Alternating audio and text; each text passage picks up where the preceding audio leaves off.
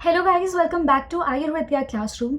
Last class में हमने देखा था द्रव्य का संग्रहण, दैट इज ड्रग्स का कलेक्शन हम कैसे करते हैं, क्या क्या प्रॉपर विधि होती है, कौन सी डायरेक्शन में हमें करना है एंड कौन सी भूमि हम लेते हैं, योग्य अयोग्य भूमि, वो सब।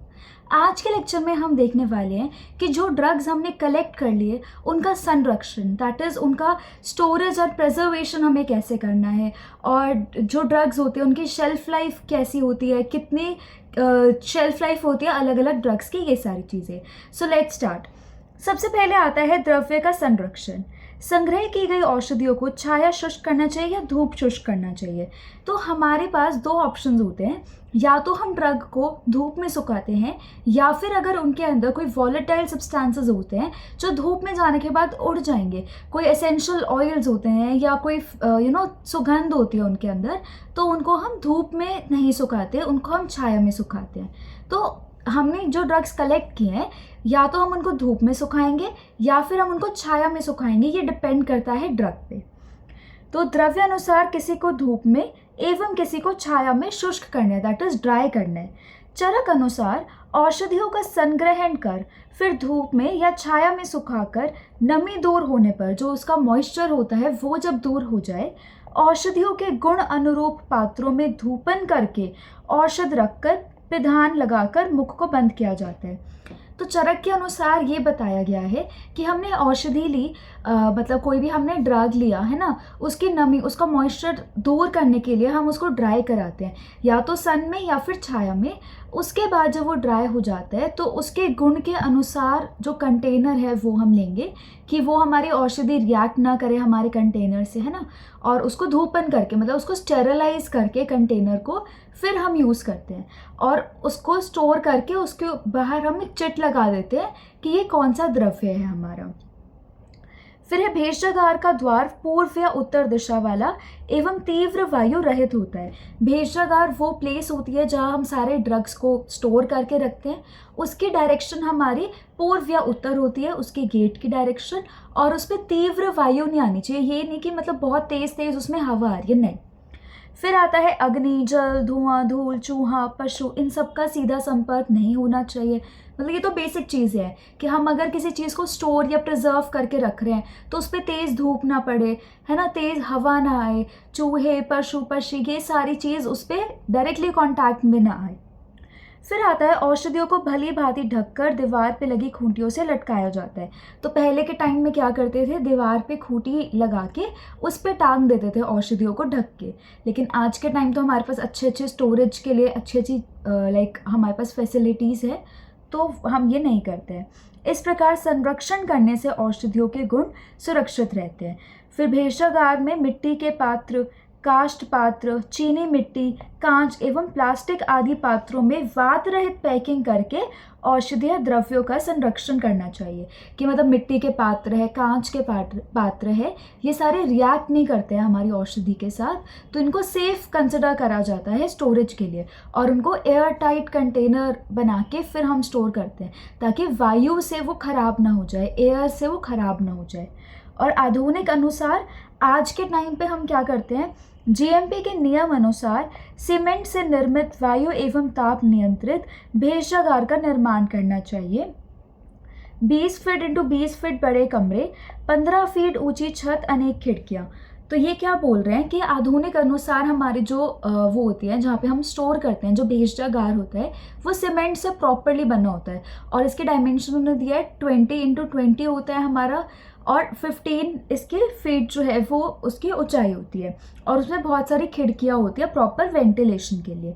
फिर है औषधियों को बड़े बड़े ड्रमों में भरकर ढक्कन लगाकर औषधि द्रव्य का नाम लिखकर संरक्षण किया जाता है। ताज़ा औषधि द्रव्य को लंबे समय तक संरक्षण करने के लिए शीत गृह, दैट इज कोल्ड स्टोरेज में रखना चाहिए, और वर्तमान समय में औषधियों में निश्चित मात्रा में संरक्षण द्रव्य मिलाकर औषधियों को लंबे समय तक प्रयोग योगी बनाते हैं। तो मतलब हमारा संरक्षण द्रव्य क्या है, जो प्रेजर्वेटिव्स वगैरह हम ऐड करते हैं, तो अगर हम कोई प्रेजर्वेटिव्स ऐड कर रहे हैं तो उसको हम लॉन्ग टाइम के लिए प्रिजर्व कर सकते हैं, या फिर अगर हम उसको कोल्ड स्टोरेज में प्रिजर्व करा रहे हैं तो भी हम उसको लॉन्गर टाइम के लिए प्रिजर्व कर सकते हैं। प्रत्येक औषधि को उचित पात्र में पैक करके उस पर लेबल लगाना चाहिए। तो हर एक औषधि को प्रॉपर कंटेनर्स में पैक करके उस पर हम लेबल लगाते हैं कि औषधि का नाम क्या है, बैच नंबर क्या है, डेट क्या है, एक्सपायरी डेट क्या है, ये सारी चीज़ें। औषधि का नाम, ग्रंथ आधार, बैच नंबर, निर्माण तिथि, वीर्यहीन होने की तिथि, एक्सपायरी डेट, ठीक है, मूल्य, कितनी क्वांटिटी में वो है, घटक द्रव्यों की सूची, प्रयोग मात्रा कि इसको कितना हमें यूज़ करना है, ठीक है, उपयोग, किस किस चीज़ों में उसका यूज़ है, और निर्माता का नाम पता है, ये सारी चीज़। तो ये हमने देखा कि औषधि का संरक्षण, दैट इज़ औषधि का कलेक्ट करने के बाद उनका स्टोरेज और प्रिजर्वेशन का मेथड क्या होता है। तो इसमें हमने क्या क्या देखा, बेसिक चीज़ें हमने देखी कि जो हमारे सबसे पहले हम उनको ड्राई करते हैं, या तो धूप में करेंगे या फिर छाया में करेंगे, जो हमारा सूटेबल है अकॉर्डिंग टू द द्रव्य। उसके बाद हम उसको गुण अनुसार उसका पात्र हम सेलेक्ट करेंगे, उसको धूमन करके, स्टेरलाइज करके उसके अंदर हम अपनी औषधि को स्टोर करेंगे। उसके बाद हमने देखा कि हम उसको कोई भी मतलब पशु पक्षी जानवर या धूप या तीव्र वायु ये सब डायरेक्टली कांटेक्ट में नहीं होनी चाहिए। और पात्र हम कौन कौन से यूज़ करते हैं, मिट्टी के पात्र, काष्ठ का पात्र, या फिर हमारा कांच का जो पात्र होता है, ये सारी चीज़। उसके बाद हमने देखा आधुनिक अनुसार मॉडर्न में जो GMPs होते हैं उसके रूल के अकॉर्डिंग 20x20 फीट हमारा रूम एंड 15 फीट का हाइट उसकी होनी चाहिए।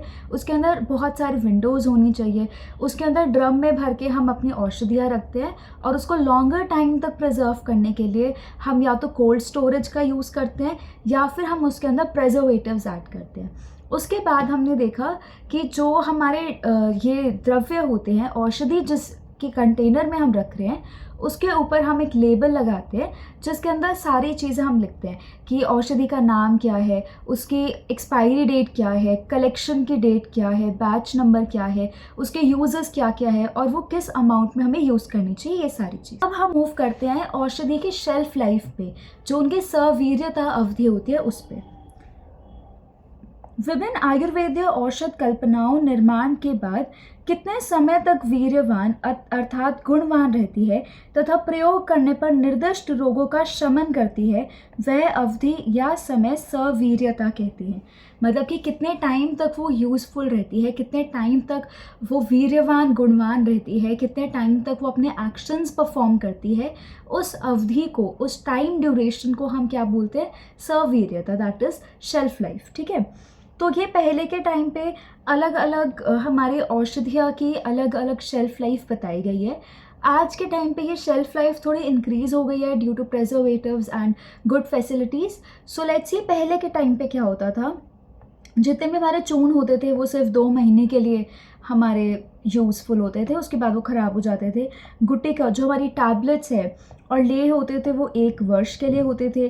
घी, तेल, वसा आदि जो हमारे मेडिकेटेड ऑयल्स है वो 4 महीने के लिए। लघुपाकी औषधि जो हमारे प्लांट्स होते हैं जो जल्दी मर जाते हैं वो हमारे 1 वर्ष के लिए, ठीक है। तो ये था हमारा पहले के टाइम पे क्या होता था। चूर्ण हमारा 2 महीने के लिए, टैबलेट्स और ले हमारा 1 साल के लिए, घी, तेल, वसा जो मेडिकेटेड होते हैं वो हमारे 4 महीने के लिए, और हमारा लघुपाकी औषधि 1 वर्ष के लिए। तो we can learn it this way कि चूर्ण 2 महीने, उसके बाद घी, तेल, वसा 4 महीने, उसके बाद 1 वर्ष में हमारा आ जाएगा गुटिका, लेह और लघुपाकी औषधि। उसके बाद इसमें बताया है आसव, अरस, लोह आदि धातुओं की भस्में और रस औषधि योग जितने भी पुराने हो उतने अधिक गुणवान हैं। तो ये बोलते थे कि जो हमारे आसव होते हैं, हमारे अरिष्ट होते हैं, और हमारी जो लोह से निर्मित भस्म होती है और हमारी रस औषधियाँ होती हैं, ये सारी जितनी भी पुरानी होगी उतनी बेनिफिशियल है। तो इन्होंने हमें कितनी चीज़ों का बताया, 1 2 3 4 5 इन्होंने पॉइंट्स बताए हैं। चूर्ण 2 महीने, हमारा घी, तेल, वसा ये सारी 4 महीने, फिर हमारा जो टैबलेट्स है, ले है, लघुपाकी औषधियाँ ये 1 साल, और इन्होंने बोला अवलेह और हमारा अरिष्ट है, हमारी भस्म है और हमारी रस औषधियाँ हैं, ये सारी जितनी पुरानी होगी उतनी बेनिफिशियल होगी। उसके बाद योग रत्नाकर के अनुसार जो पंचविध हमारी कषाय कल्पनाज होती है, क्वाथ, फांड, ये सारी, ये सद्य प्रयोग के लिए मतलब इंस्टेंट यूज़ के लिए होती है। और जो हमारा क्वाथ होता है उसको हम कभी रीहीट नहीं करते हैं क्योंकि वो फिर डाइजेस्टिव इश्यूज आते हैं उसमें। और स्वरस, कल्क, क्वाथ, इनको हम 3 आवर्स के अंदर अंदर कंज्यूम करना चाहिए। उसके बाद आता है हमारा ड्रग कॉस्मेटिक एक्ट। ये पास हुआ था 1940 में, लेकिन इसके रूल्स आए थे 1945 में। ड्रग एंड कॉस्मेटिक एक्ट 1945 के नियम 161 के अनुसार भारत सरकार के आयुष विभाग द्वारा 1 अप्रैल 2010 से सवीर्यता अवधि का समय निर्धारित किया गया है। तो इस रूल में हमें बस ये याद होना चाहिए कि कौन सा रूल होता है हमारा 161B। तो इस रूल में बस यही बताया गया है कि जितनी भी हमारी औषधियाँ है आयुर्वेदिक, जितनी भी हमारी मेडिसिन्स है, उन सभी मेडिसिन्स के ऊपर हमारे पास शेल्फ लाइफ ज़रूर मेंशन होनी चाहिए, मतलब एक्सपायरी डेट हर एक औषधि की मेंशन होनी चाहिए। The date of expiry of Ayurvedic, Siddh or Unani medicines shall be conspicuously displayed on the label of container, and after the set date of expiry, no medicine shall be marketed, sold, distributed or consumed. And जब वो label की expired date over हो जाती है उसके बाद वो जो मेडिसिन है वो मार्केट में नहीं आनी चाहिए।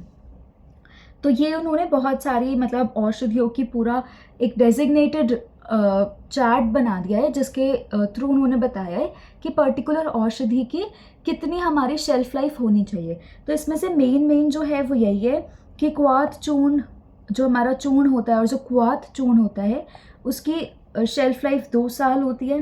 ठीक है, हमारी जो काष्ठ औषधि है, गुटिका है, उसकी 3 वर्ष होती है। रस औषधि गुटिका की 5 वर्ष होती है।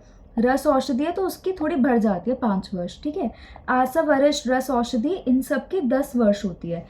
वैसे तो इनकी कोई मतलब एक्सपायरी डेट नहीं होती है, जितनी पुरानी हुई उतना अच्छा है, लेकिन फिर भी उनको अकॉर्डिंग टू द एक्ट एक स्पेसिफाइड टाइम पीरियड मेंशन करना था, तो इसलिए उन्होंने 10 साल बोला है।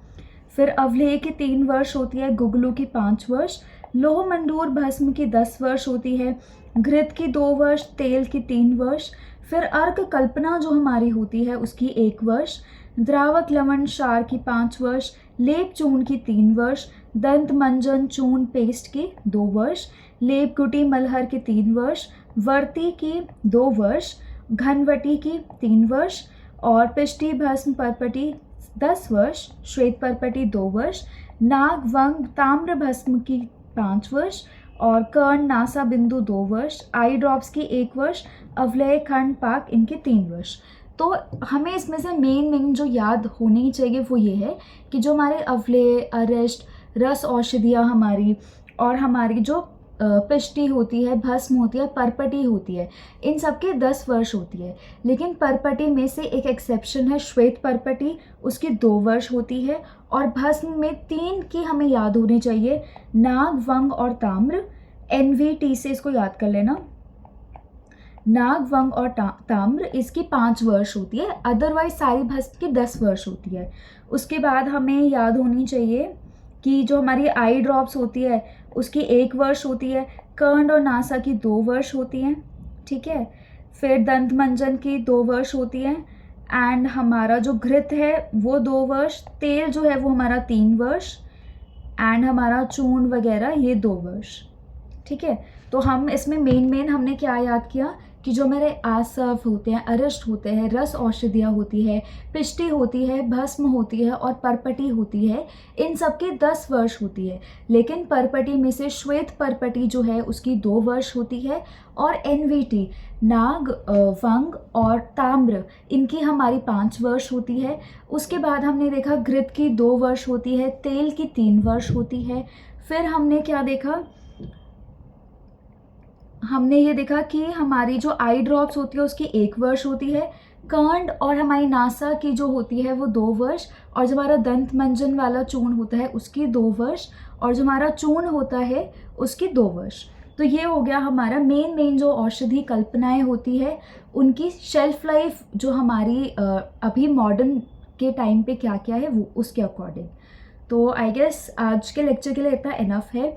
नेक्स्ट लेक्चर में हम थोड़ा कल्पनाओं के बारे में स्टार्ट करेंगे कि डिफरेंट कल्पनाएं क्या क्या है, और मतलब चून वगैरह ये सब, क्वाथ वगैरह, इन सब का क्या मतलब कैसे इनको प्रिपेयर करते हैं, वो सारी चीज़, इनके कैसे बेनिफिट्स होते हैं, एंड ये कुछ classical examples. So till then, stay tuned and keep revising. Okay, thank you.